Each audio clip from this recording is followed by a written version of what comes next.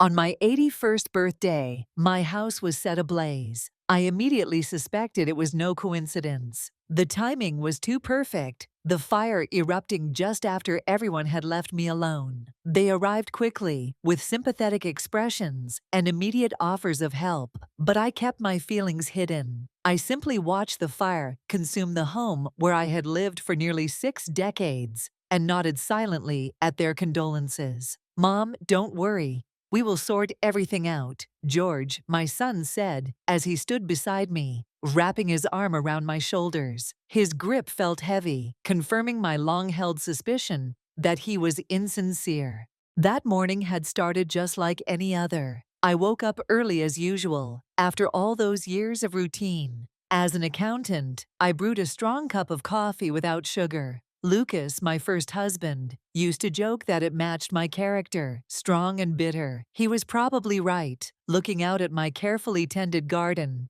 I saw the lilacs that Lucas and I planted when we first moved in had grown so tall they now blocked part of the fence. Those lilacs were the only connection to him I had left, apart from the land itself. The family was due to arrive around 5 in the evening. I knew they would not forget the occasion. Wendy Harris, my daughter-in-law, never missed a chance to show how considerate she was. I often wondered if she rehearsed those smiles in front of a mirror or if they came naturally to her. I prepared dinner, cleaned up afterward, and settled into my chair with a book. The day passed quietly and slowly, like so many others I had experienced recently. Retiring at 4:30, George and Wendy Harris arrived. He was somewhat overweight, with thinning hair, wearing a shirt that could no longer stretch over his stomach. Evenings fulfilled with beer and snacks clearly did not benefit his health. Wendy had her hair immaculately styled and wore a forced smile. I wondered which was costlier, her hairstyle or my monthly pension. "Happy birthday, Mom," George declared, as he handed her a bouquet and a box of chocolates. Lilies he knew very well I detested. "I hope everything is fine with you," Wendy added, glancing critically around the living room. I understood she was searching for signs of senile dementia or a failure to care for myself, but at 81 I could still outsmart many people half my age. My mind was sharper than that school administrator who fancied herself the perfect businesswoman.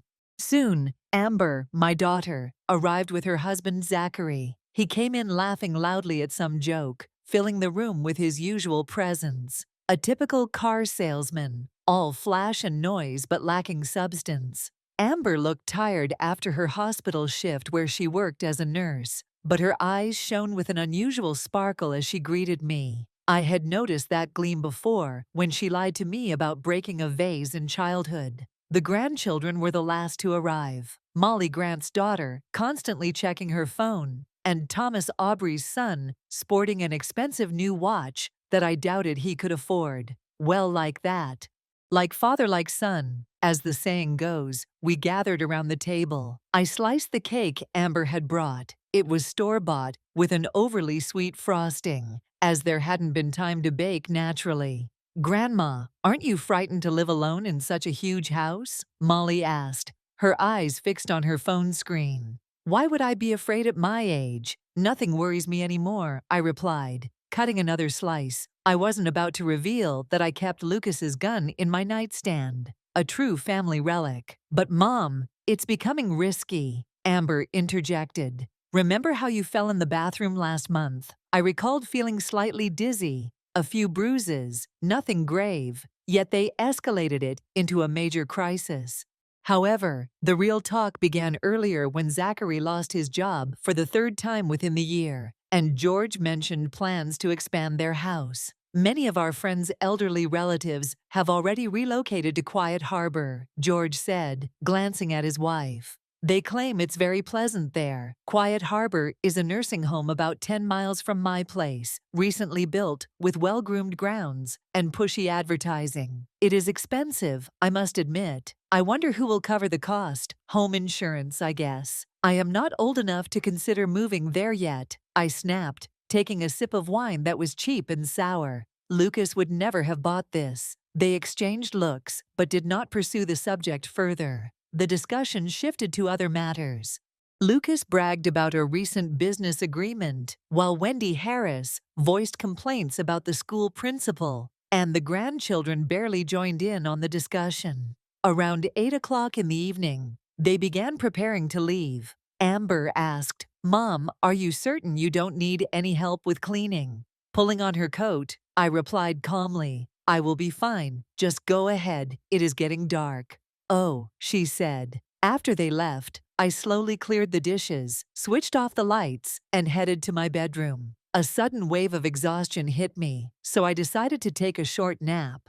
However, I was abruptly awakened by the sharp scent of smoke. Smoke was slipping under the bedroom door, which was puzzling since the fire alarm had not sounded. I had tested it just a month earlier. Hastily, I threw on my robe and grabbed my bag filled with important documents. This was an old habit from my days with Lucas. I climbed out the window onto the porch roof and then descended the old trellis. My hands instinctively remembered the way, as I had used this route long ago to sneak out and meet Lucas when my parents forbade us from seeing each other. By the time firefighters arrived, the fire had engulfed the entire ground floor. I stood on the lawn in my nightgown and robe, clutching my bag.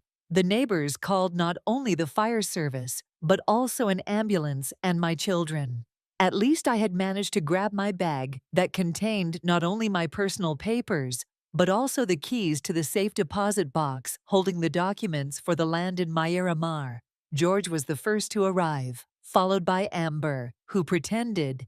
They appeared shocked and horrified, but something in their eyes revealed a hidden sense of relief. I could understand them. A widow with a large house and the land beneath it. It is convenient when all of that comes to you immediately without having to wait for years for your inheritance. "Mom, how did this happen?" Amber hugged me, though her hands trembled not with fear, but with excitement. "Looks like a short circuit," the fireman told George, not me, as if I were already out of commission. Wiring in old homes is often hazardous. The wiring in this house was supposed to be completely replaced 3 years ago. I wanted to argue, but held my tongue. It is better to let them believe I am unaware of anything. Lucas always said, "Iris, the hardest blow is the one you never see coming." By morning, all that remained of my home was a blackened shell. The children immediately offered for me to stay with them, but soon came up with the idea of a nursing facility. "Mom, it is only temporary until we figure out what to do with the house," George promised. "You will be comfortable and safe there. I have already made the arrangements, and they are ready to take you in today." Wendy Harris added this without even trying to hide her excitement. Wow, she arranged it so fast, as though she had called ahead already. I looked into their faces and recalled Lucas's advice, "Never reveal your hand before the right moment." "Iris, make them believe you are weaker than you truly are, okay?" I finally agreed, saying if they thought it was best, I would accept. They did not bother to hide their relief, and by evening, I found myself sitting in a small but pleasant room. A tidy room by the peaceful harbor overlooked a carefully tended garden. The children had brought me a suitcase filled with items they had quickly purchased from the nearest store, all brand new and unfamiliar to me. "We will visit you every weekend," Amber promised as she kissed me goodbye. I nodded and smiled, but a plan was already taking shape in my mind. Lucas had taught me never to forgive betrayal, and if anyone understood the value of land, it was him. My first husband, Lucas Wastel, was not the type of man invited to social gatherings in the esteemed homes of Miramar. To the public, he appeared as a thriving entrepreneur involved in real estate, but those who knew him better understood he was the person to contact when a problem needed solving discreetly, without police involvement. I met him when I was 19, and he was 25. He spotted me on the beach, approached, and said, "You look like a woman who can keep secrets."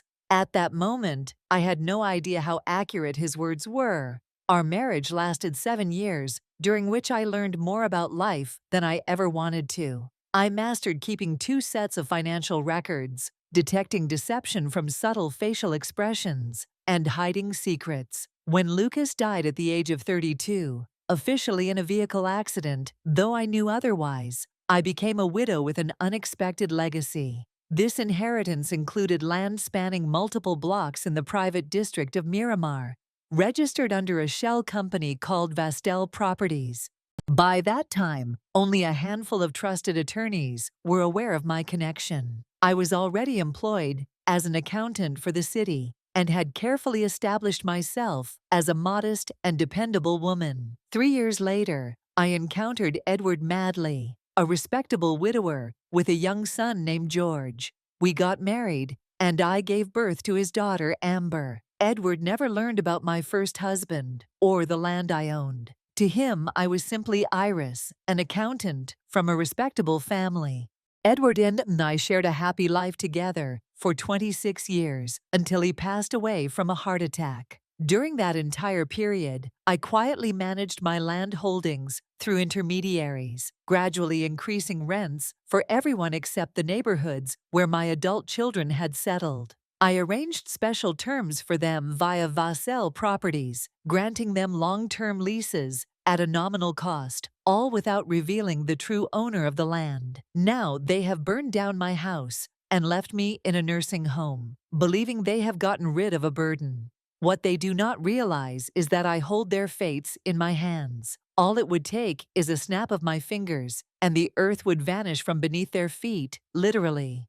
Seated by the window in the peaceful harbor, I watched the sunset. An unusual sense of calm enveloped me. Perhaps for the first time in many years, I felt truly alive once again. I had a purpose. Lucas would have been pleased. My first morning in the nursing home started with a loud knock on the door before I was fully awake. When a young woman dressed in a pale blue uniform entered the room, she cheerfully greeted me. "Good morning, Mrs. Vattel. My name is Linda, and I'll be your morning caregiver. How did you sleep? Let me assist you in getting ready for breakfast." Without waiting for a response, she threw open the curtains, and sunlight poured in, exposing the room's dullness. A simple bed, a nightstand, a dresser, and an armchair by the window. Even the bed linen was neutrally plain, with no designs or colors, just a soft blue that matched Linda's uniform. I said, "I can get dressed on my own." While sitting up on the bed, Linda smiled with that gentle patience reserved for the elder generation. "Of course you can, but I'll stay close by in case you need any assistance." Choosing not to argue further, I slipped into one of the new outfits my children had given me, a bland blue pantsuit that I would never have picked myself. Linda nodded approvingly, as if I were a child proud of a small achievement, and then she guided me to the dining room. The dining room was large, featuring wide windows and numerous round tables. Despite the early hour, many seats were already taken. The residents of Quiet Harbor tended to rise early. Linda said as she approached a window-side table, "I will seat you at Mr. Holt's table." She led me there, and an elderly man with striking gray sideburns was seated. Mr. Holt glanced up from his meal and gave me a sharp look. His face was lined and sun-kissed, expressing something hard to place at first glance. His hands revealed the habits of a man used to manual work. "Webley Holt," he said, nodding slightly. "Please sit down, Mrs. Well. The food here is quite good if you don't mind," I responded as I took a seat. I'm not one to be picky, and breakfast actually tasted pretty good. Oatmeal, toast, eggs, and fruit. I noticed that Webley was carefully dividing the food on his plate as if he were creating plots on a farm. "Were you a farmer?" I asked, pointing at his plate. Raising his eyebrows in surprise, he replied, 50 years on the land. You're sharp. Actually, I'm an accountant. I just have a habit of paying attention to details." Webley chuckled and returned to his meal, but I could see a spark of curiosity in his eyes. After breakfast, we received a tour of the estate. Linda guided the newcomers, me and 2 other women who had arrived the previous day, through every corner of Quiet Harbor. The place was thoughtfully designed. There was a spacious garden with walking paths, a library, a recreational room with a television and board games, and even a small pool for water aerobics. The staff was courteous and truly seemed to care about the residents. Not that I intended to stay here long. But nonetheless, at the end of the tour, the director of the facility, Mrs. Palmer, a composed lady in her 50s, made a point of personally greeting each newcomer. "Mrs. Vatel, I hope you will enjoy your time here," she said with a professional smile. "Your family was deeply worried about your safety after that dreadful fire." "I'm sure they were," I replied, returning her smile. "They have always shown great care, especially when it involved my insurance," I thought, but kept those thoughts to myself that evening. Amber called to check on how I was adjusting. The conversation was brief and uneasy. She avoided making eye contact even through the phone screen. Nevertheless, she reassured me that she and George were handling the insurance matters and would visit me soon. "Are you all right, Mom?" she asked at the end, her worry barely hidden. I answered that I was fine. It was very pleasant here, and that I had even made a new friend, Mr. Holt, a former farmer. "Oh, that is fantastic," Amber said, clearly pleased. "So you like it there? I am very happy for you." "Too happy, in my opinion," I replied, before saying goodbye and promising to call the next day. After hanging up, I took a small notebook with a worn leather cover out of my bag, Lucas's gift for our first anniversary, and began writing. "Write everything down, Iris. Memory fades, but paper remains," I reminded myself. The list started with the insurance. My house was covered for a reasonable amount, including the possessions inside. The payout beneficiary was clearly stated as me, but it was obvious the children might want to influence how the money would be used. Next, the land. The plot where the house stood and the surrounding property belonged to the neighborhood I had inherited from Lucas. Only I had the right to manage this land, so if the children tried to sell or build on it without my permission, that would be a problem. 3 days later, I had settled into Quiet Harbor so well that I was no longer feeling watched or followed at every step. I felt confident and independent for the first time in a long while. The staff provided the schedule, the names of most residents, and importantly, the location of the office, with a phone available for personal calls. My first call went to Marcus Fielding, the lawyer who had managed my land matters. Since Lucas's passing, he was over 70 years old, but had no plans to retire. "Mrs. Wisdell," his voice sounded surprised. "I have been trying to contact you since I heard about the fire. I am currently in a nursing home." "Marcus, the Quiet Harbor, I see." He paused. "Did your children place you there?" "That is correct. And I suspect the fire was not accidental." Marcus did not reveal astonishment. He had witnessed enough over the years working with Lucas. "What do you want me to do? Check if there have been any attempts to claim insurance or alter anything in the land documents, and find out what financial state my children are in. I am especially interested in any debts. I will handle that, Mrs. Wisdell, and be cautious." My second call was to Rita Saunders, a former city council colleague who now worked for the fire department. "Iris, my goodness, I heard about your house. Are you all right?" "As well as I can be." "Rita, listen, I need a favor. Can you review the fire report on my house? Something feels off." Rita was silent for a moment. "That is somewhat beyond my official duties, Iris. Remember how I assisted you with the paperwork when you were nearly accused of embezzlement? I do not usually mention past favors, but this situation."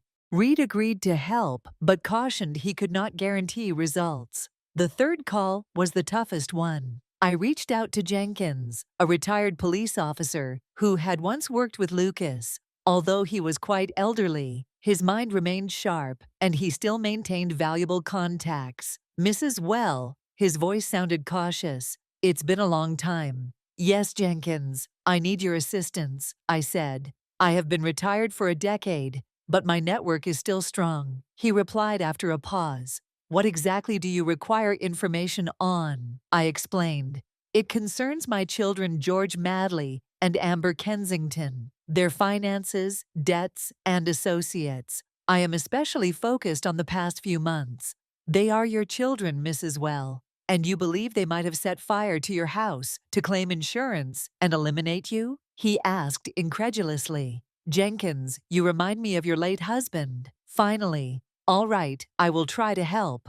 While awaiting updates, I spent time observing life in Quiet Harbor. Webb B. Holt proved to be a fascinating conversationalist. He disliked trivial chatter and spoke only when he had something meaningful to contribute, which suited me perfectly. One afternoon during lunch, he shared, "My son visits me every week. Fergus is a dedicated, hardworking young man." Curious, I asked, "What does he do?" "He sells agricultural products. He hopes to open his own store, but struggles to find a suitable location with affordable rent. Everything is being snapped up by large corporations." I nodded silently, storing this detail for future use. Contrary to what they had promised, my children showed little eagerness to visit me.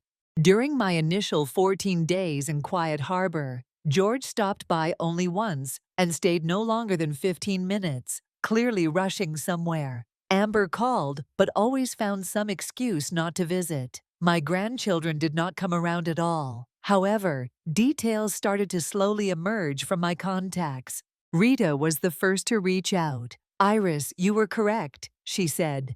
"The report is full of contradictions. The wiring was brand new, yet the fire's origin is listed in 2 different places simultaneously. Additionally, traces of an accelerant were found. The inspector must be either incompetent or bribed." "Thank you, Rita," I replied. "Could you send me a copy of the report? I've already emailed it to you." "Stay alert, Iris," she warned.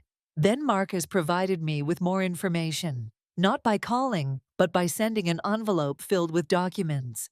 Old-fashioned, but dependable. I examined the papers in my room, and with every page, my doubts turned into certainty. Molly Grant had been attempting to gain power of attorney over my finances, even before the fire. Amber had been asking about my insurance policy terms, and recently, both had filed to take control of the insurance payout, citing my incapacity. The most revealing section was in the financial records. Molly owed a substantial amount to the bank for home renovations she carried out without enough funds. Amber and Zachary were deeply in debt too. Apparently, their car business was nowhere near as successful as they claimed.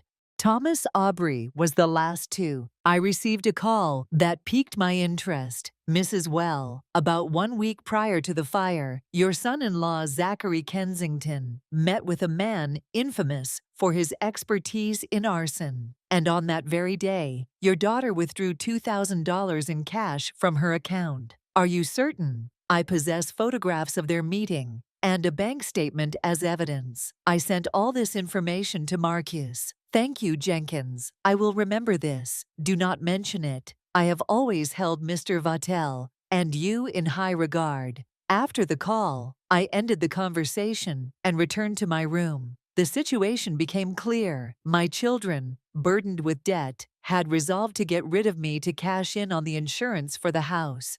They might even have planned to sell the land following my death, which they assumed would occur soon after I was moved to the nursing home. Many elderly individuals decline rapidly when removed from their familiar environment, but they did not realize 2 crucial facts. First, I had no intention of passing away in the near future. Second, the land on which my house and theirs were built did not belong to me as an inheritance from Edward Madley, but was instead owned by Vastel Properties, a company unknown to them. I pulled a Miramar map from my bag, marked by Lucas, to show the neighborhoods that were ours. Marcus kept it up to date, noting new constructions and boundary changes. The homes of my children were situated right in the heart of our property. George and Wendy Harris's house was large and lavish, built on a plot they had purchased cheaply from an unknown company, Amber and Zachary's.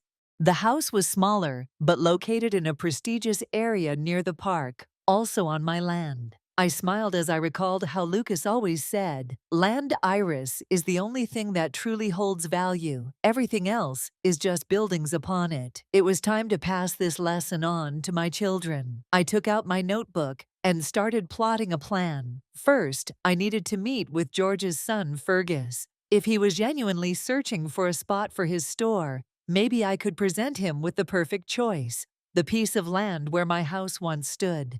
A knock came at the door, and the evening caregiver stepped in with my medication. "Mrs. Well, You seem deeply focused on your writing, she commented, handing me a glass of water.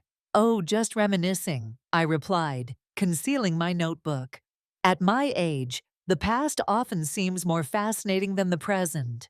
Over 3 weeks at Quiet Harbor, I had come to know all its hidden corners and silent rules. Just like any secluded community, there was a hierarchy, groups, and ways to get what you desired. Mrs. Fleming from room 204 was well informed about the latest gossip. Mr. Barker from 210 secretly brought in whiskey, and Nurse Nancy could arrange trips to town without raising suspicion if you approached her at the right time with the proper payment. I sat in the garden with Wobbly, who had become my loyal companion. He was setting up pieces on a chessboard, revealing his methodical nature. Is your son visiting today? I asked him, making the first move. Wobbly nodded in response. Every Wednesday right after lunch, Fergus arrives as precisely as a Swiss timepiece. Tell me more about him, I requested, moving my knight on the chessboard. He wants to open a shop, Wendy Harris said, her face lighting up exactly as it always did when she talked about her son. Yes, a farm shop. Fergus has always felt connected to the land. Even though he didn't become a farmer like me, he organizes farmers' markets and provides vegetables and fruits to local restaurants. For the past 3 years, he's been dreaming of having his own shop, a permanent spot. What is holding him back? I asked Wendy. She sighed deeply. Large developers have snapped up everything in Miramar. What remains is outrageously costly. And Fergus wants to open a shop right in our neighborhood. Why here? I inquired. This is where our family's roots are. Our farm was just 2 miles from here until it was sold for residential expansion. Besides, this is now the town center, a prime place for business. I nodded thoughtfully and made my next move on the chessboard. Maybe I could lend a hand to your son. Wendy looked at me with surprise. You? I smiled. Yes, tell him I want to speak with him once he arrives. Wendy appeared puzzled, but didn't press for further explanation. Before long, I had put her in checkmate, and she shook her head, saying, You play like my late brother. He always thought 3 moves ahead. A valuable talent, I commented, gathering the chess pieces. After lunch, I returned to my room and reviewed the documents Thomas Aubrey had sent me once more. Among the papers were financial reports outlining the debts owed by my children. There was something else, a preliminary building plan for the plot where my house had once stood. George and Amber had already met with an architect about constructing a small shopping complex. Their idea was to use the insurance funds as the starting capital and then secure a loan backed by the land. However, that land did not belong to them. Suddenly, a knock came at the door, and standing there was a middle-aged man who looked unsteady, but unmistakably his son. The same sharp gaze and resolute chin, although his hair had not turned gray yet. Mrs. Vattel, this is my son Fergus, Webaby said, as he introduced us. Fergus, this is Mrs. Vattel, whom I mentioned. Fergus offered a firm handshake, reflecting the strength expected from someone used to manual work. I replied in kind and gestured toward the chairs, asking him to sit. Webaby then explained, I heard you were searching for a shop location. Fergus nodded, eyeing me attentively. Yes, it's been almost 3 years now, but the prime spots are either taken or overpriced. I leaned in. What if I mentioned I had an ideal place, well situated and reasonably priced? Fergus glanced at his father. I'm sorry, Mrs. Wellel, but I'm not sure I understand. Do you own property? I explained. My house was destroyed by fire 3 weeks ago. The lot is on an Oak Street. Do you know it? Fergus's eyes grew wide with recognition. Of course, that's downtown right beside the park, one of the most desirable neighborhoods around. Are you considering selling the lot? I asked, spreading out a map. I had prepared it ahead of time from the drawer. This is where my house used to stand. It is an excellent spot for a store. There is a park nearby, residential buildings, and good foot traffic. George examined the map with barely hidden excitement. It truly is the ideal location, but it must cost a fortune. I smiled and said, Let me share a secret with you, George. Money does not matter as much to me as it once did. What matters more is that my house is replaced by something valuable for the community, something I would enjoy personally, like a farm shop. I named a price that was quite reasonable for the area, yet still affordable for a new business. George looked as if he could not believe what he was hearing. That is a very generous offer, Mrs. Wellell. But I have to ask why you are offering it to me instead of putting the land on the market. Good question. The man is not foolish, I said. Let us just say I like your idea. Besides, I nodded toward Wendy Harris. Your father speaks so highly of you. I believe in family values. Without explicitly saying it, I meant that my version of family values now included getting even with traders. George pondered it. I need to think this over. Talk to the bank about a loan. Of course, I nodded but added, do not take too long. I have other offers. It was a bluff, but a little pressure never hurt. I will be in touch within a few days, George promised as he stood up. Thank you, Mrs. Wells. When they left, I called Thomas Aubrey. We may have a buyer for the land with my burnt-down house, I said. Get the paperwork ready. Lucas said grimly, ready to check if my children had taken any steps regarding the land we already owned. They submitted an application for a permit to construct a commercial building. The application claimed the land belonged to you and that they were acting on your behalf, but lacked power of attorney. Exactly. I had already sent an inquiry to the local government about the illegality of their actions, yet they obviously wanted to rush things. Iris, maybe we should meet with them and clear up the misunderstanding. I considered it but replied no. It was not yet time for a direct confrontation. Let's keep our plans hidden for now, Lucas. Let them believe their scheme is succeeding. Just block any effort they make to transfer my property. The following day, Fergus called me on the landline at Safe Haven. Mrs. Wasdell, I accept your proposition. The bank is prepared to lend me money for the land. When can we meet to finalize the paperwork? I answered, my attorney would contact you. His name is Lucas Fielding, and he would handle everything. After that call, I opened my notebook again. The plan was starting to take form. Fergus would acquire the plot for his store, the land beneath my home, and my children would soon realize their attempts to develop commercially would fail. Still, I wanted more. It was important they felt the full weight of their treachery. I needed them to see that I was not a powerless elderly woman to be sent away and forgotten. Nurse Nancy peeked into the room. Mrs. Wisdell, you have a visitor, your daughter Amber, that was completely unforeseen. I quickly concealed my notebook and braced myself for the meeting. Amber walked in, wearing a forced smile and carrying a bouquet of flowers. She seemed uneasy, as if being here was a challenge for her. Mom, how are you? I apologize for not visiting sooner. We've had so much going on. Please sit down, I said, gesturing toward the chair. What is so urgent? Amber paused briefly, then replied, George and I are handling insurance for the house and also deciding the future of the land. Is that tough? I pretended to be interested. What are your plans? We are considering building something there, perhaps a small shopping complex or office spaces. The lot is situated well. It would be a shame to simply sell it. What about my house? Are you not planning to renovate it? Amber was hesitant. Mom, that would not be practical. The house is old and has issues. It makes more sense to build something new. You could live here. You like Quiet Harbor, don't you? I looked closely at my daughter and noticed the worry in her eyes. She was obviously scared I might oppose their proposals. Yes, it is a lovely place, I finally said. What has the insurance company decided? They are still investigating. It is standard procedure for large claims. I understand, I nodded. When do you intend to begin construction? As soon as we get the insurance money and the permit. We have already found an architect and a builder. Everything should be finalized within the next few weeks. That sounds encouraging. I smiled. You have done a good job. Lucas was quick to organize everything, clearly caught off guard by the reaction Amber gave.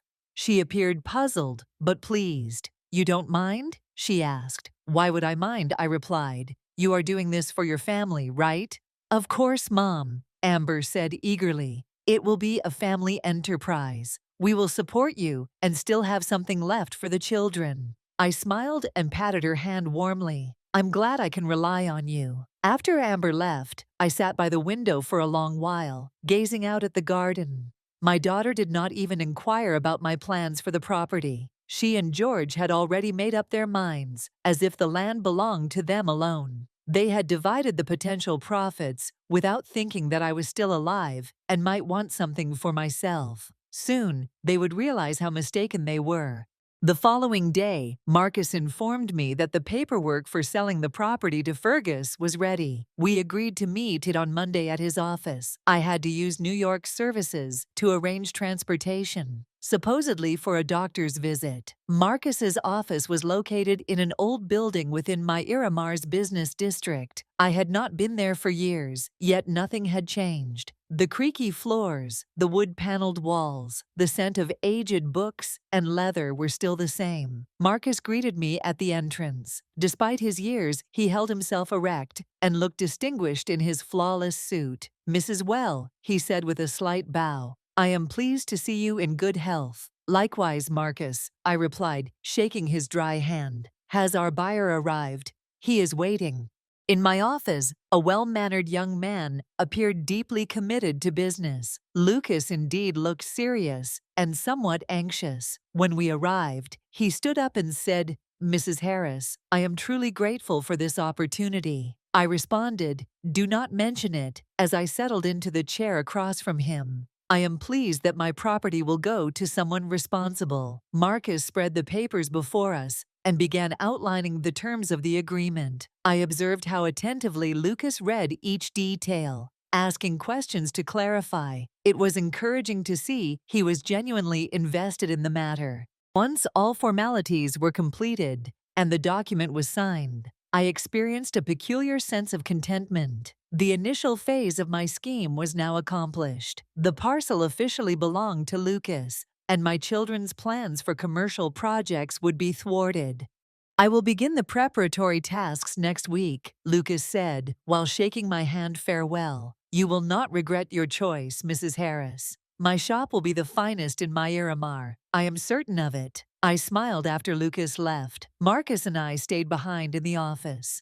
"What comes next?" he asked, pouring us each a glass of cherry liqueur, an old custom for celebrating a successful deal. "Now we must prepare for my children's reaction," I replied, raising my glass. "They will soon discover the land was sold, and they will be enraged. They might attempt to challenge the agreement. Marcus noted they could claim that you were incapable or compelled to act against your will. Let them try," I said, savoring the sweet and potent sherry just as it ought to be. "They stand no chance. This proof is only the beginning. The next phase targets the land beneath their residences." Marcus raised one eyebrow. "You want to evict your own children?" I shook my head. "No, I want to teach them a lesson. They have forgotten who I am. They have forgotten what Lucas taught me." I noticed a flicker of worry in Marcus's eyes. He understood Lucas and knew just how merciless he could be to those who betray him. Maybe he recognized the same icy spark in my gaze that once shimmered in my first husband's eyes. "Be cautious, Iris," he said softly. "Revenge might offer satisfaction, but seldom brings peace." "I am not seeking happiness, Marcus," I answered, finishing my glass of sherry. "I am after justice." Upon returning to the peaceful harbor, I encountered quite the disturbance. The nurses whispered among themselves, while the residents eyed me with curiosity. At last, Wendy Harris approached with a troubled expression. "Mrs. Well, your son is here. He is deeply disturbed and insists on seeing you immediately." So George found out about the sale sooner than I had anticipated. It was time to make my next move. "Where is he?" I asked in a composed tone. "He is in the visitor's room. Mrs. Palmer is with him, and she is worried." "Don't fret," I reassured Wendy with a pat on her arm. "I will handle this." George paced anxiously like a caged animal when I entered. He spun around. "Mom, what have you done? You sold the property." Mrs. Palmer, the retirement home's director, sat in the corner, her face lined with concern. "Mrs. Palmer, thank you for your worry, but I would like to. I want to talk to my son privately." I said. She looked at Molly Grant uncertainly, but nodded and left, closing the door behind her. Sit down, George, I instructed, motioning toward a chair. This commotion doesn't serve you. Mom, do you even understand what you have done? He replied without sitting. We already secured the building permit, had plans, investors, on my land, I stated calmly. Without my approval, we would have discussed everything with you. We did it for the family, truly. I fixed my gaze on him. The fire in my house was for the family, too. George blinked. What are you saying? It was an accident. We both know that is false. I sat down, a feeling long forgotten, stirring inside me. The cold strategy I learned from Lucas. Why hire an arsonist, George? Why send me to a care facility? This is madness. George raised his voice, but I noticed panic in his eyes. You are insane, Mom. I have evidence. I watched his reaction. There was no concrete proof, but his expression revealed the truth. I sold the land to Fergus Holt because he will build something valuable there. A farm shop, not a shopping mall. That would cover your debts. George sagged into the chair opposite me, his face mixing fear and fury. You cannot do this. We are your children. Children don't destroy their mother's home, I retorted sharply. What I have done with the land is merely the start. What do you mean? I smiled, enjoying his bewilderment.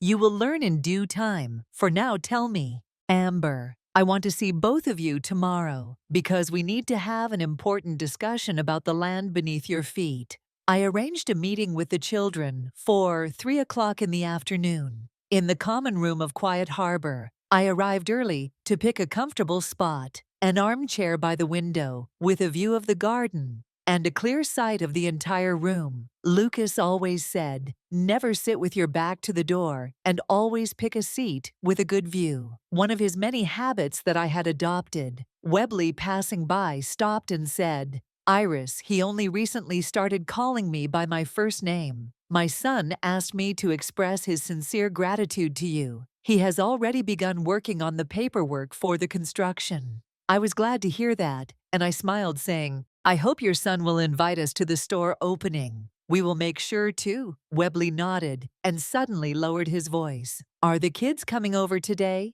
I heard your son made a scene yesterday. News in Quiet Harbor travels faster than social media, I answered calmly. Just a small misunderstanding. Everything will be resolved today. Molly and Amber arrived together exactly on time. Amber looked anxious. Molly appeared tense. To my surprise, Wendy and Zachary followed them. The whole family was there. Mom, Amber leaned down to kiss me on the cheek. She smelled of perfume and nervousness. We came as you requested. Sit down, I said, pointing toward the sofa across from me. Would you like some tea? No thanks, George said shortly. We don't have much time. Time. How convenient. I noted you hardly have any moments for your own mother. But then that is nothing unusual. They exchanged looks, and Wendy broke the silence first. Iris, we all feel uneasy about what George told us regarding the sale of the property, really. And what exactly did he mention?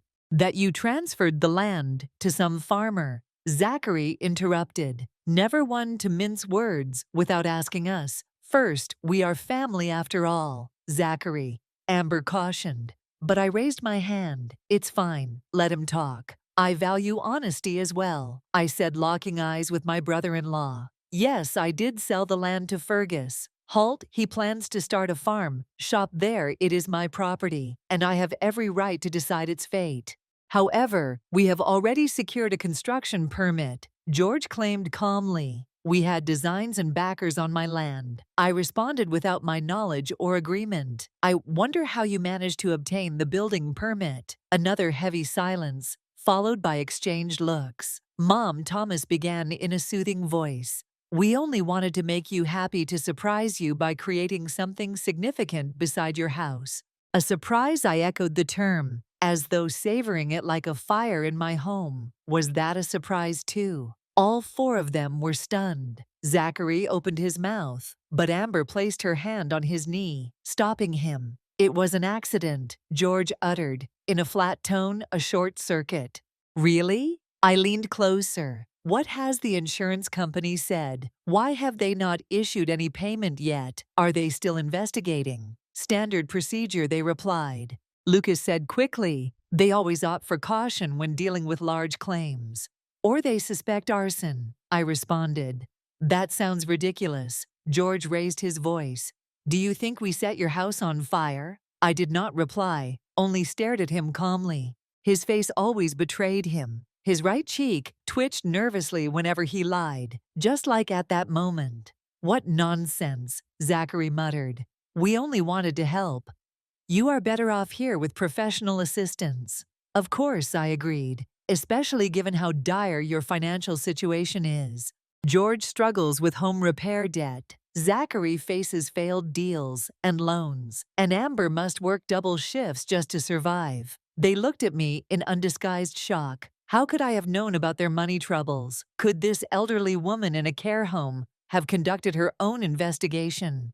That's not true, Wendy Harris blurted out, though her voice shook. Rita Saunders from the fire department is an old friend of mine, I added, enjoying their growing confusion. She showed me the fire report. You know what is peculiar about it? There were traces of an accelerant found at 2 separate points where the fire began, and the fire alarm had been disabled.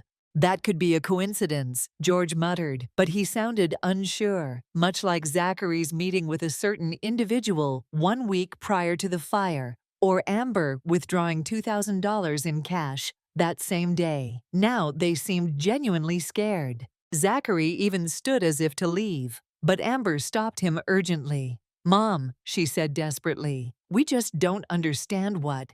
You know what we are discussing, I replied, leaning back in my chair, but that is not the issue right now. I called you here to talk about something else, the land. What land? George asked, nervously laughing. You already sold your property. The land beneath your homes, I answered quietly. Are you aware of who owns it? Again they exchanged looks, this time full of confusion. Whale Properties, Wendy said hesitantly. We pay them rent for the land. But what does that have to do with you? I smiled as I observed their puzzled expressions.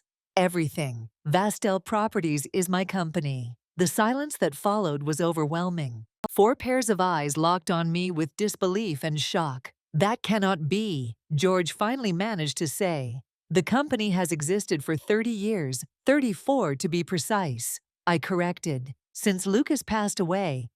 Lucas Aubrey? Asked Amber. You mean your first husband? But you rarely mentioned him because Edward, your father, preferred not to know about him. I shrugged.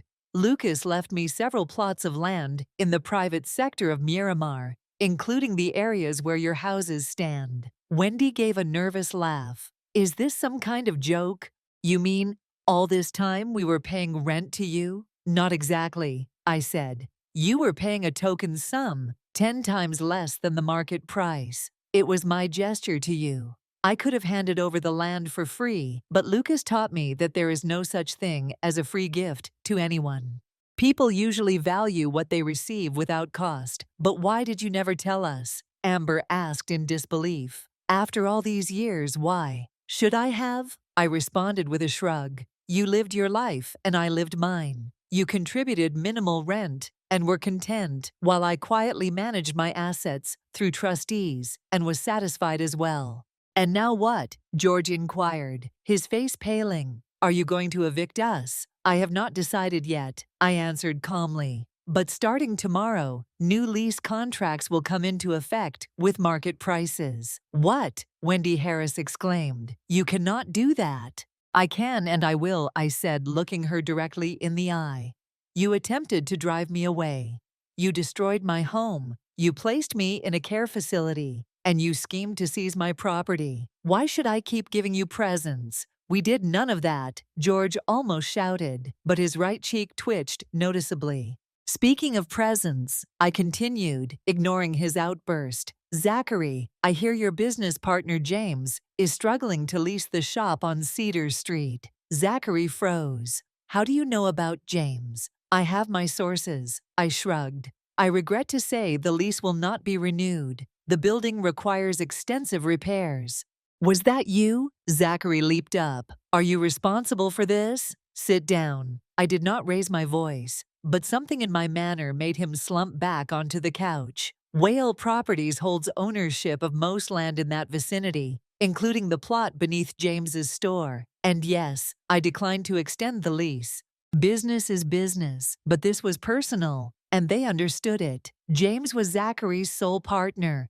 Even after a series of unsuccessful ventures, some still continued to do business with him. Without this alliance, his automobile company would utterly fall apart. You cannot treat your own children this way, Amber blurted out. We are family, and family does not abandon their elders, I snapped back. Besides, they do not set fire to their homes. A heavy silence fell between us. At last George spoke, his voice trembling. What do you expect from us, Mom? The truth, to begin with, I answered. Confess the things you have done. They exchanged uneasy looks. Zachary twitched, as if ready to speak, but Wendy stopped him firmly. We cannot admit to something we did not do, she declared. Then this conversation is over, I said, standing up. The new lease starts tomorrow, and the rent will increase 10 times the current rate to match market prices. You have 30 days to either pay or leave. You cannot be serious, Amber cried out. This is extortion. No, dear, this is business, I said with a cold smile. Ask your husband. He should understand. I turned to leave, but George grabbed my arm. Wait, what if we confess? He stammered. Are you out of your mind? Wendy exclaimed. What choice do we have? He looked at her. You see what she is trying to do? It would be better for everyone. You would receive proper care, and we could fix our financial troubles. Amber and Zachary barked back, but she could not stop. We all agreed Zachary found someone to start the fire, so it would seem like an electrical fault. We planned for you to get out safely. The house was not meant to burn immediately. Enough, I said, raising my hand. The insurance money has not arrived yet, George replied. The insurance company is conducting an investigation since they suspect arson. Because it was arson, I said calmly. Here is your course of action. Cancel the insurance claim, return all paperwork linked to the building permit, and pay full rent for the land beneath your houses. That will destroy us, Wendy whispered. You chose this path yourselves, I shrugged. You have another option. Move out and find a different place to live, perhaps something more affordable. You cannot do this to your own family, Amber repeated. Without her previous trust, you were the first to sever family bonds, I answered, when you decided that an elderly mother was a burden to be discarded. With that, I left the room, leaving them to absorb their new reality. Wabi awaited me in the corridor. I could tell from his expression that he had overheard at least part of the conversation. That was harsh, he commented when we were out of earshot. They deserved it, I responded. They tried to get rid of me. Wabi nodded. My father used to say, he who digs a pit for others will fall into it himself. Your father was a wise man.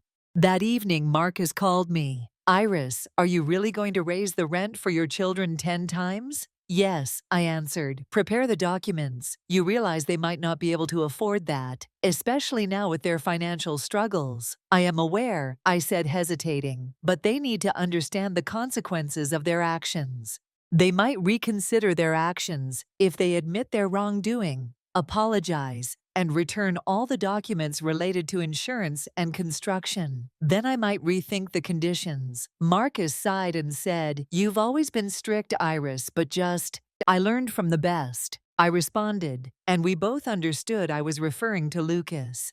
The following day, Fergus came to visit his father and stopped by to share some news with me. His eyes sparkled with excitement. Mrs. Well, the initial work has started.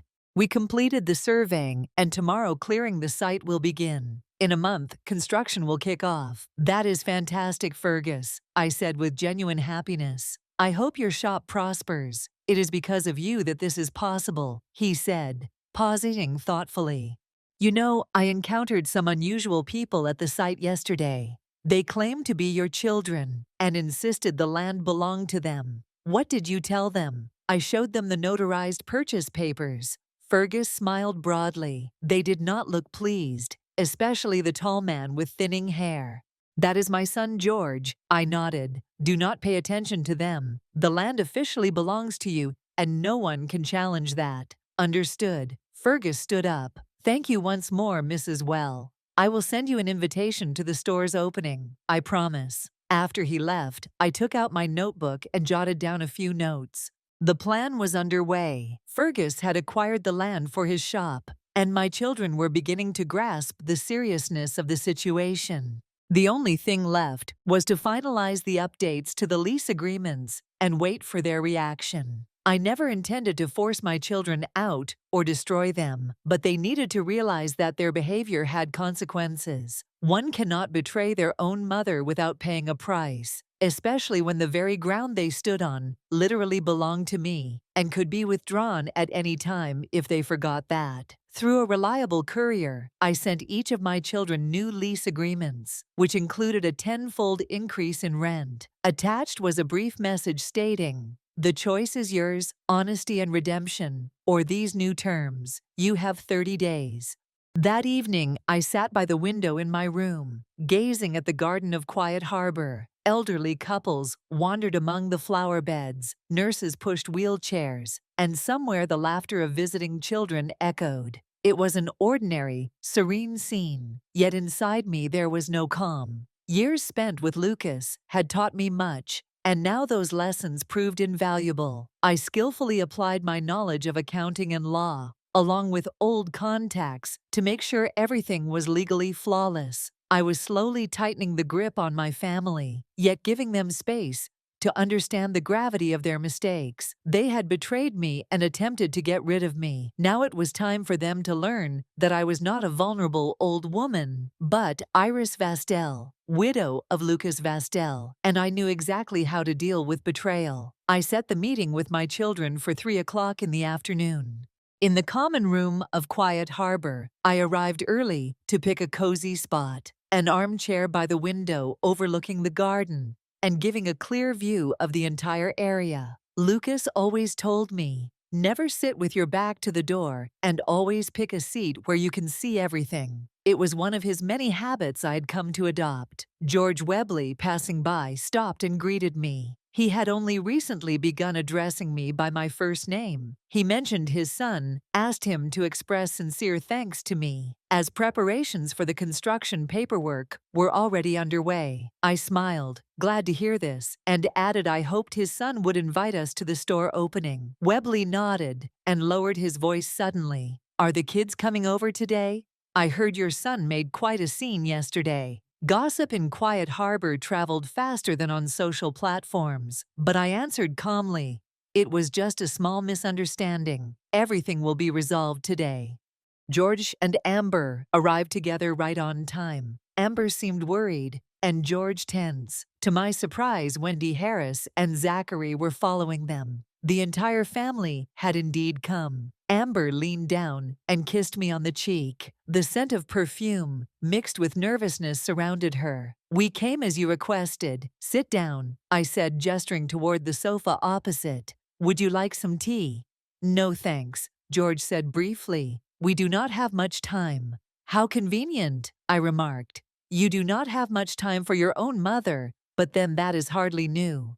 They exchanged glances. Wendy broke the silence first. Iris, we are all worried about the recent events. George informed us about the sale of the property. What exactly did he say? I asked. You sold the land to some farmer, Zachary interrupted sharply. Never without consulting us. We are family, for goodness sake, Zachary said firmly. Amber warned, but I raised my hand to calm the situation and said, it is fine, let him explain. I value honesty. Looking directly at my brother-in-law, I added, yes, I sold the land to Fergus Halt. He plans to open a farm store there. It is my property, and I have the right to do what I wish.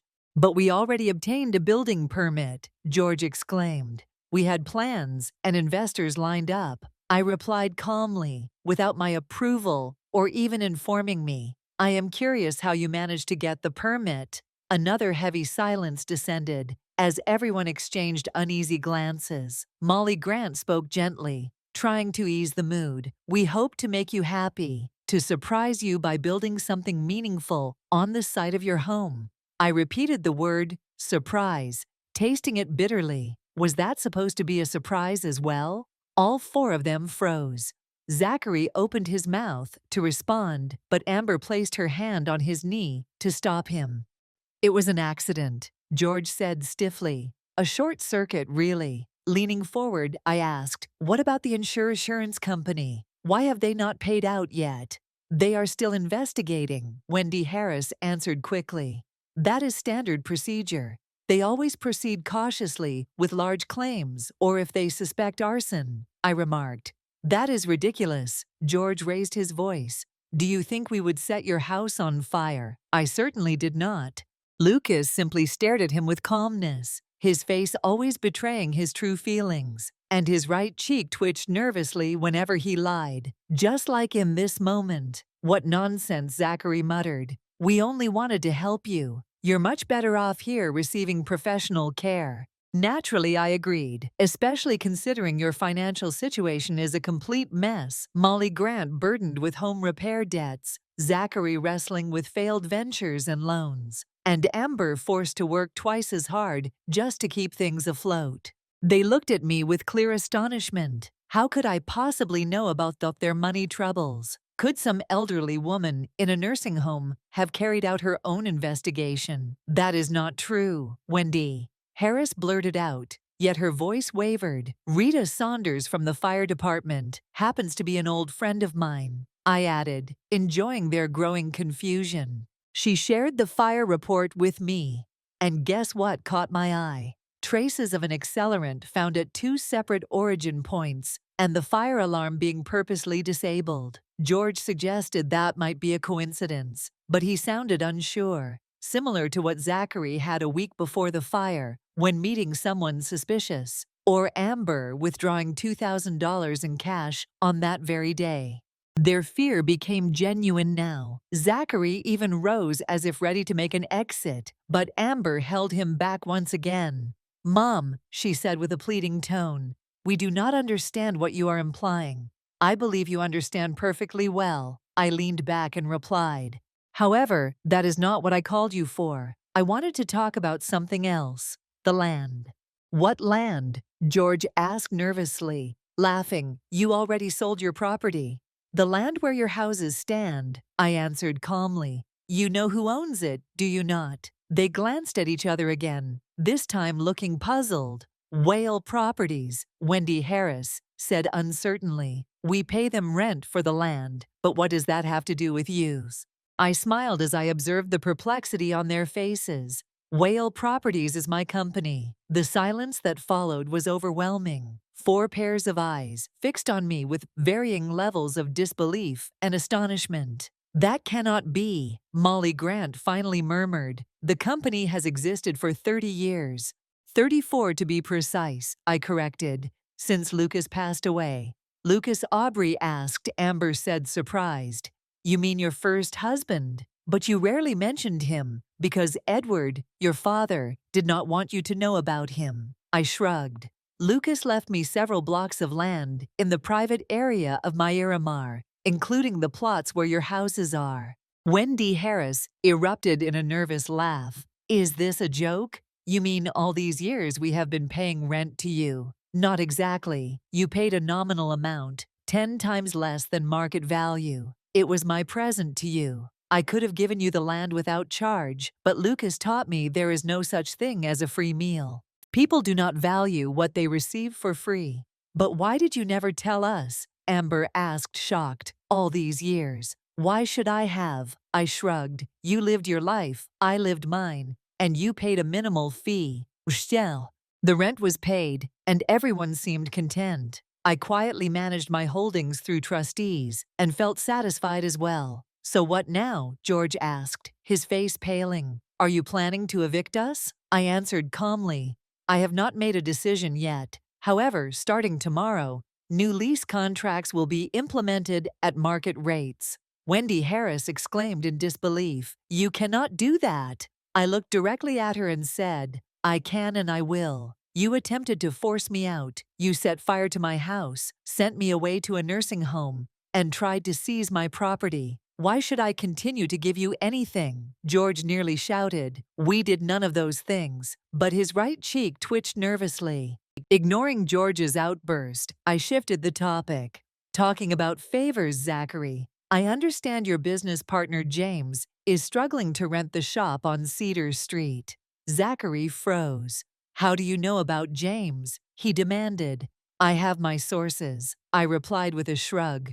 I am sorry, but the lease will not be extended. The building requires extensive renovations. Zachary abruptly stood and asked angrily, Was that you? Are you behind this? I did not raise my voice, but my tone made him slump back onto the couch. Whale Properties owns most of the land in that district, including the lot where James's shop stands. And yes, I refuse to extend the lease. Business is business, but this matter is personal, and they understood that.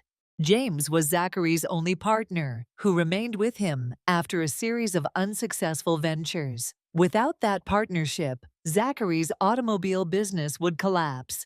Amber exclaimed, You cannot do this to your own family. We are your family. Families do not abandon their elderly or burn down their homes, I snapped. A heavy silence settled in the room. Finally, George broke the quiet, his voice trembling. What is it that you want from us, Mom? The truth, to begin with, I answered.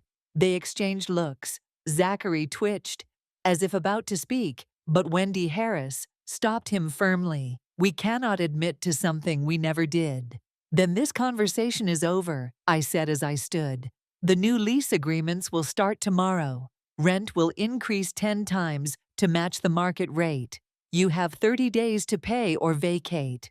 You cannot do this, Amber exclaimed. This is blackmail. No, my dear, this is business, I said coldly. Ask your husband, he should understand. I turned to leave, but George gripped my arm. Wait, what if we confess? Wendy Harris exclaimed. Are you insane? What choice do we have? He looked at her and said, Do you see what she is doing? She intends to destroy us. Confessing is just the start. I freed my hand. I needed the whole truth. Who planned this? Who executed it? And what about my insurance? Silence again. Then Amber suddenly began to sob. It was Zachary's idea, she cried. He said it would be better for everyone. You would get proper care, and we could solve our financial troubles. Amber, Zachary snapped, but she kept going. We all agreed. Zachary found someone to start the fire, so it would look like a short circuit. I suspected you would manage to leave on time, since the house was not meant to catch fire immediately. Enough of that, I raised my hand. What about the insurance money? It has not been paid yet, George responded. The insurance company is looking into it. They believe it might be arson. Because it was arson, I answered dryly. Very well, here is your plan. Withdraw the insurance claim. Return all the paperwork related to the building permit, and you will pay full rent for the land beneath your homes. That will destroy us, Wendy whispered. You chose this direction yourselves, I shrugged. You have another option. Move out and find a different place to live. Perhaps something more affordable. You cannot treat your own family this way, Amber repeated, but without her usual confidence. You were the first to sever family ties, I replied, when you decided that an elderly mother was a burden to be gotten rid of. I left the room then, allowing them to absorb their new reality. Zachary was waiting for me in the hallway. I could tell from his expression that he had overheard some of the discussion. That was harsh, he commented once we were out of hearing range. They deserved it, I answered. They tried to get rid of me. Zachary nodded in agreement. My father used to say, those who dig a pit for others will find themselves inside it. Your father was a wise man. That evening, Thomas called me. Iris, are you really going to increase the rent for your children tenfold? He asked. Yes, I replied, prepare the papers. You do realize that they might not be able to afford such payments, especially now with their financial difficulties. I paused before speaking, but they must grasp the repercussions of their deeds. If they confess their fault, say sorry, and return all documents connected to insurance and building, I might rethink the conditions. Marcus exhaled deeply. You have always been firm, Iris, but also just. I learned from the finest, I answered, and we both understood that I meant Lucas. The following day, Fergus visited his father and stopped by to share some news with me. His eyes sparkled with enthusiasm. Mrs. Wheel, the initial preparations have started. We completed the surveying, and tomorrow we will begin site clearing. Construction will commence in a month. That sounds fantastic, Fergus, I said, truly pleased. I hope your shop thrives. It is because of you that this is achievable, he replied, hesitating slightly. You know, I met some unusual people at the site yesterday. They called themselves your children and insisted the land was theirs. What was your response? I showed them the notarized purchase papers. Fergus smiled broadly. They did not appear pleased, especially the tall man with thinning hair. That is my son George. I nodded. Do not mind them. The land is legally yours, and no one can challenge that. I understand. Fergus rose. Thanks once more, Mrs. Wheel. I will send you an invitation to the store's grand opening, I promise. After he departed, I took out my notebook and jotted down a few notes. The plan was advancing. Fergus had acquired the land for his shop, and my children were beginning to act. To grasp the gravity of the situation, all that was left was to draft the revised lease contracts and wait for their reaction. I had no plans to evict my children or destroy their lives. However, they needed to grasp that their behavior brought consequences. One cannot betray their own mother without facing repercussions, and the land beneath their feet, which was genuinely my property, could be taken from them at any moment if they forgot this. Through a reliable messenger, I sent each of my children updated lease agreements with rent increased 10 times. Along with the contracts, I included a brief message saying, "The choice is yours, honesty and remorse, or accepting these new terms. You have 30 days. In the evenings, I sat by the window in my room, gazing at the garden of Quiet Harbor. Elderly couples wandered among the flower beds, nurses pushed wheelchairs, and in the distance, the laughter of visitors' children filled the air. It was a normal, peaceful sight. Suddenly, my phone buzzed with a message from Marcus saying all the documents had been delivered and to keep him informed. I put my phone away and continued watching the window, imagining my children opening the envelopes with the new leases. I wondered whose expression would twist more, George's or Zachary's. 2 weeks had passed since our last talk, and my children had disappeared. No calls, no visits. Marcus told me they had employed a lawyer to scrutinize the contracts for any loopholes, but it was money wasted. Lucas had always been. I have always been careful when it comes to legal issues, and I inherited that quality. I was sitting in the garden of Quiet Harbor with Wobbly, watching his son Fergus show us pictures of the construction site where my house had been destroyed by fire. The clearing is nearly finished, he said with excitement. Next week, we will begin pouring the foundation. The architect designed an intriguing plan, a shop with an open space, dedicated to seasonal farmers markets. That sounds fantastic, I said, smiling as I flipped through the images. Who are those people in the background? Fergus looked at the photo and frowned. Your relatives. They came again yesterday and tried to halt the work. They insisted they had certain rights to the property. What did you tell them? I have all the necessary paperwork notarized, and if they refuse to leave private land, I will call the police. Fergus shrugged. They left, but promised to return with a lawyer. Do not worry about it, I said, returning the photos to him. They cannot do anything. The land officially belongs to you. After the Fergus departed, Wobbly looked at me pensively. Your family does not give up, do they? They are persistent, I replied, but I know how to handle them. What are you planning, Iris? The final step, I said with a smile. It is time to finalize everything. That evening, I called Wendy Harris. After 5 rings, he answered, his voice cautious. Mom, hello, Wendy. I want to gather the entire family this Sunday at 3 o'clock, right here at Quiet Harbor. It concerns your future. We have already engaged a lawyer, he started. These new agreements are completely lawful. I finished for him. And remember to bring the entire family on Sunday. Please do not be late. I ended the call without waiting for his reply and immediately phoned Marcus. I need all the paperwork by Sunday, I said. The property titles, land surveys, historical archives, everything. Are you preparing a final act? Marcus's voice carried a hint of amusement. Also, find detailed information about Zachary's partner, James Norton. I must assess how severely the store shutdown will impact him. Why do you want that? I have a strategy. By Sunday, I was fully prepared. Marcus had sent all the necessary documents by courier. I studied each one thoroughly and organized them in a precise sequence.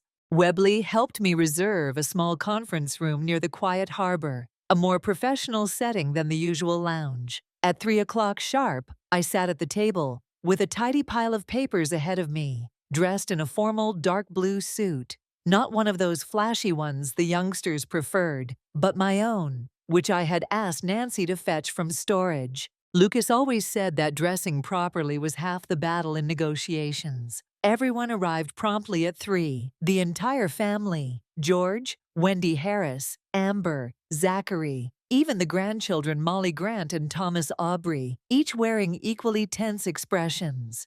It was the first time I realized how closely Thomas resembled Lucas, sharing the same sharp features and mannerisms. Genetics can be quite unpredictable. Please take a seat, I said while gesturing toward the chairs around the table. Thank you all for coming. Frankly, we did not have many options. Zachary muttered softly, but Amber gently pulled him back. Mom, we want to discuss the new lease agreements, she started in a calming manner. Those terms are unreasonable. We simply cannot afford that amount. We will talk about those as well, I replied with a nod.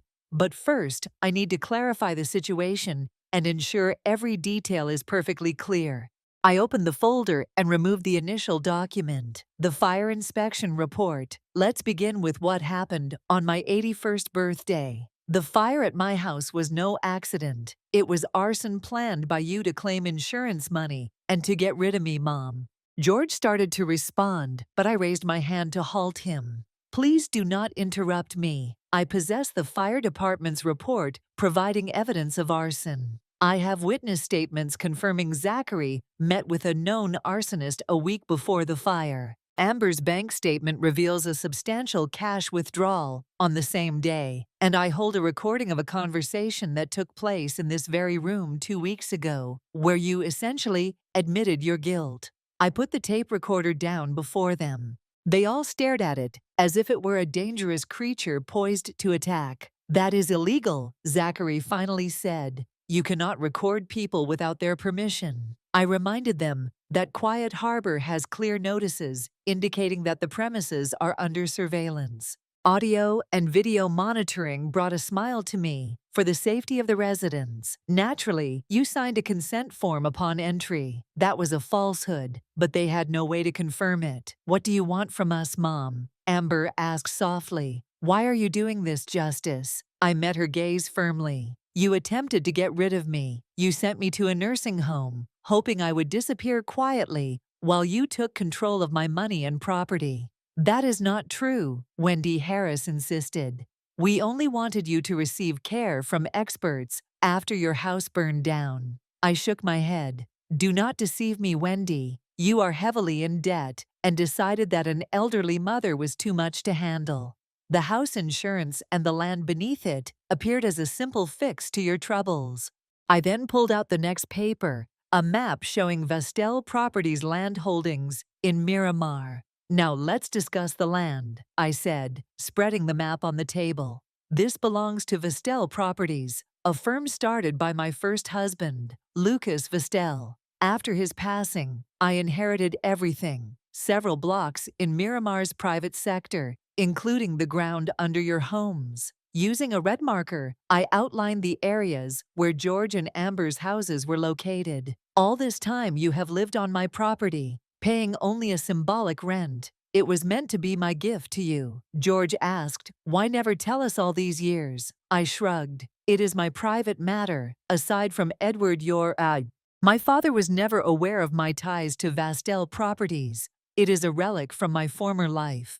I have secured a new set of lease agreements. These agreements offer you the market price for the land beneath your homes, which is 10 times what you have been paying. According to legal advice, you have no basis to contest these conditions. Your attorney has likely already advised you of this. They sat silently, processing the news. Eventually, Molly, my granddaughter, who had been quiet until then, spoke up. "Grandma, are you going to make us leave?" Her voice trembled with real fear. I studied her carefully. She used to be distant, always absorbed in her phone. Now in front of me sat a frightened young woman, terrified of losing her shelter.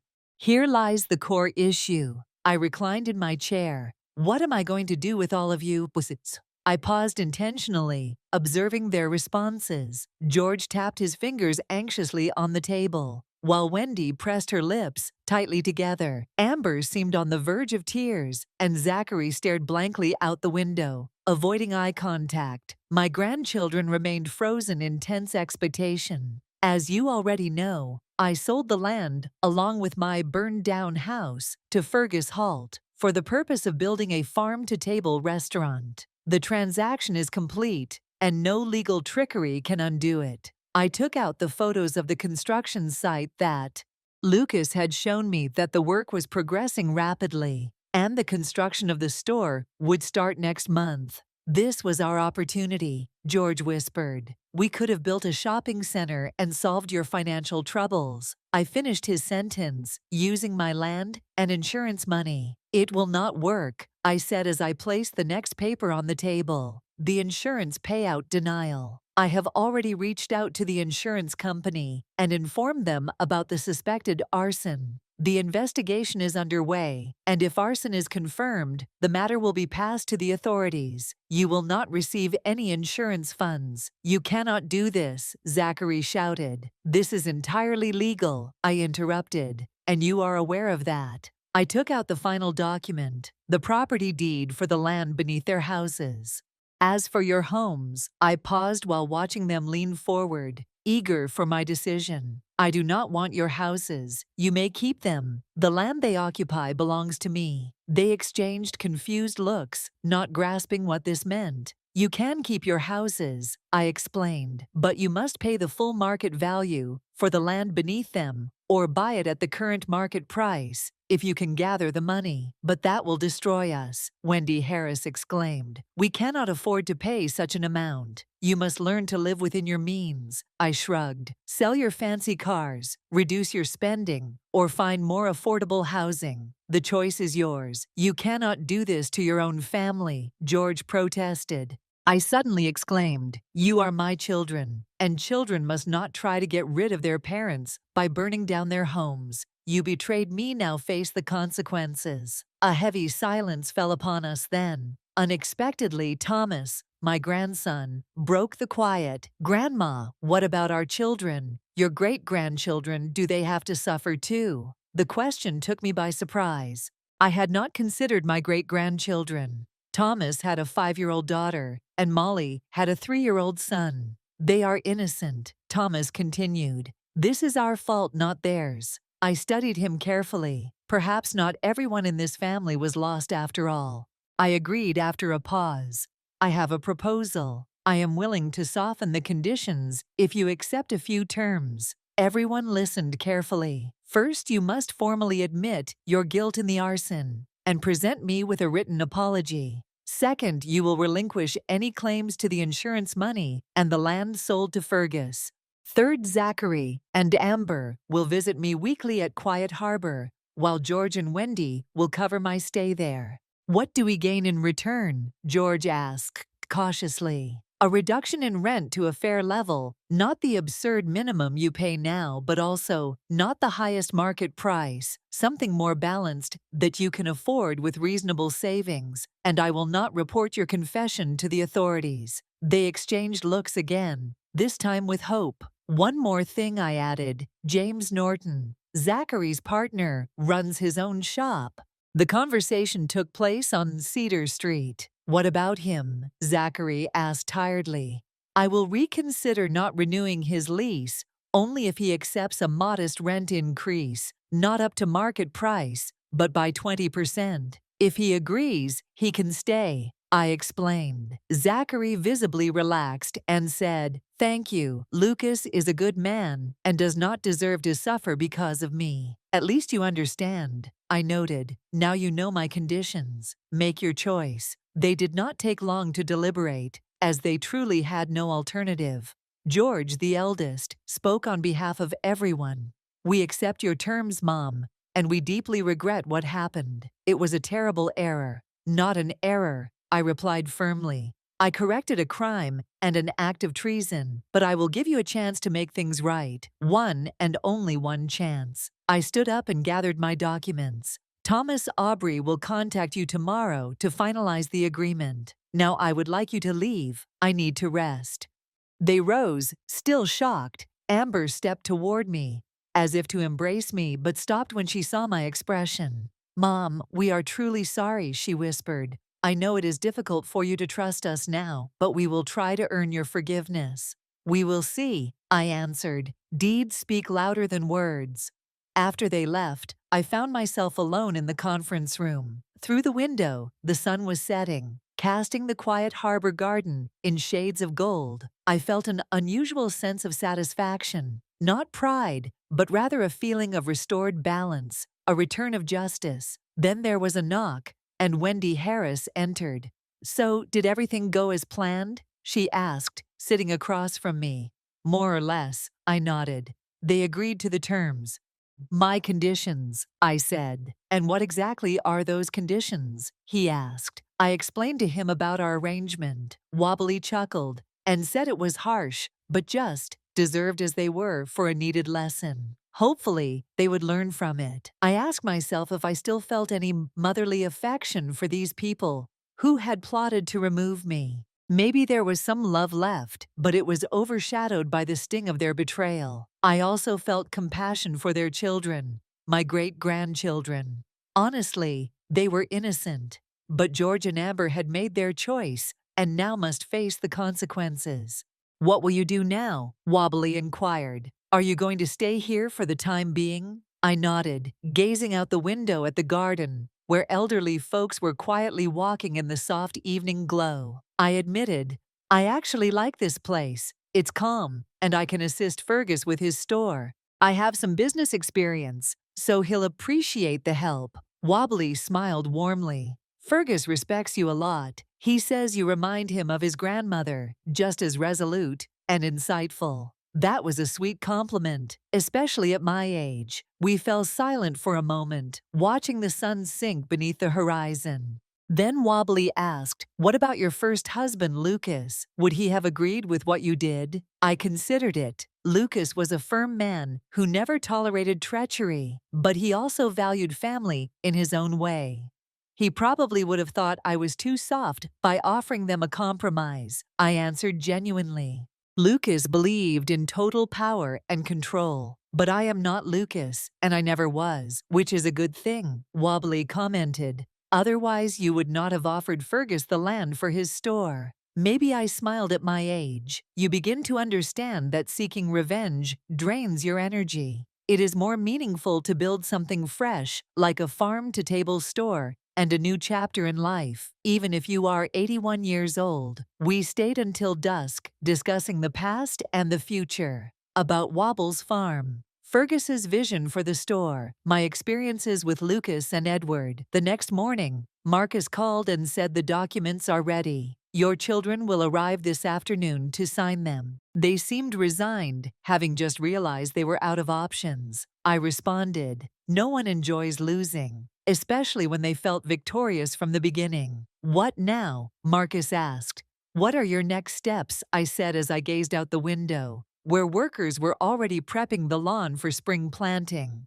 I plan to support Fergus with the store, perhaps invest in other local ventures. I enjoy creating something meaningful. You have always been a builder, not a destroyer, Iris Marcus said, even back when I was working with Lucas. Funny, I smiled. Lucas once believed I was too soft, and now my children consider me a ruthless old lady. Who am I truly? I wondered. Just a woman who understands the worth of the land beneath her feet and the cost of betrayal. A week later, I went to see the construction site. A solid base had already been laid where my house had been destroyed by fire, preparing the ground for Fergus's upcoming store. Workers were busy assembling the framework, while Fergus was engaged in a detailed conversation with the architect, Mrs. Whale. When Fergus noticed me, his face lit up. "I am so pleased you came. I could not miss this crucial phase," I said as I looked around the site. The place looked remarkable. "When do you intend to open?" I asked. "If all goes as planned, in 3 months, just in time for the summer season," he answered. We walked around, exchanging thoughts on the design and arrangement. I shared some suggestions that Fergus quickly noted down. "You understand business better than many experts I have teamed up with," he said with admiration. "I had an excellent mentor," I answered, "and many years of experience." On my way back to Quiet Harbor, I reflected on the strange twists of my life. My own children had turned against me, attempting to get rid of me, yet a complete stranger, the son of a neighbor living in a nursing home, had offered me a new sense of purpose and a fresh project. Life does not end at 81. Oftentimes at that age, it only begins to find a fresh meaning, even if this path involves betrayal and destruction by fire. I knew my children would now tread carefully, afraid of triggering my fury. They would visit Quiet Harbor wearing forced smiles, fulfilling the terms of our arrangement, not because of love, but out of fear of what I might still be capable of, and the power I retained over them. I had every reason to be scared, because I truly could have done so much more. The ground beneath their feet still belonged to me, and I planned to remind them of that whenever I had the chance. Yet there were now more pressing matters to attend to. Ferguson's shop, new friends in Quiet Harbor, potential investments in local businesses. Life continued, and I was determined to live it fully. I wanted to do so on my own terms, right up until the very end. As Lucas once said, "Land is the only thing that holds real worth. Everything else is merely structures built upon it." I meant to leave my mark on this land, even if it required setting a few relationships ablaze along the way. If this story touched your soul, inspired you, or just brought a little warmth to your day, don't forget to click subscribe and turn on notifications so you don't miss any new sincere stories. Thank you so much for being here.